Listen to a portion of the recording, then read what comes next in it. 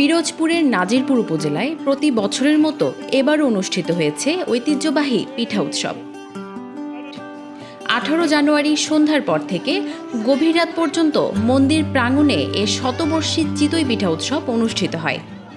এখানে পিঠা ভাজা উৎসব হয় মাঘ মাসের অমাবস্যার দিন সন্ধ্যাবেলায়।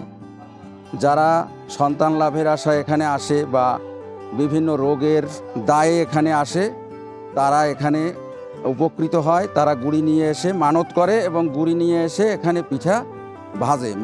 মা কালীকে পিঠা খাওয়ানোর জন্যই তারা মূলত ভক্তি ভরে এখানে পিঠা ভাজে প্রতি বৎসর। বাৎসরিক এই চিতই পিঠা উৎসবে মাঘের অমাবস্যা তিথিতে বিশাল আকৃতির একটি বটগাছের নিচে মাটির তৈরি নতুন 108টি চুলা বসানো হয়।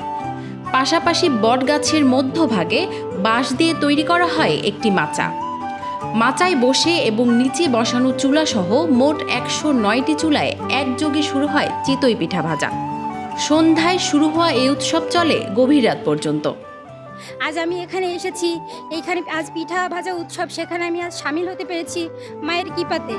প্রচণ্ড শীত উপেক্ষা করে পিরোজপুর জেলাসহ আশেপাশের বিভিন্ন জেলা ও উপজেলার বিভিন্ন বয়সের অসংখ্য নারী, পুরুষ, ভক্তবৃন্দ ও দর্শনার্থীদের ভিড় লক্ষ্য করা যায় উৎসবস্থলে। উৎসবটি হিন্দু ধর্মাবলম্বীদের উদ্যোগে আয়োজিত হলেও স্থানীয় অন্যান্য ধর্মের মানুষও এই পিঠা উৎসব উপভোগ করতে অংশগ্রহণ করেন। সরেজমিনে ঘুরে দেখা গেছে প্রচণ্ড শীতের মধ্যেও সেখানে হাজারো মানুষের উপস্থিতি ছিল।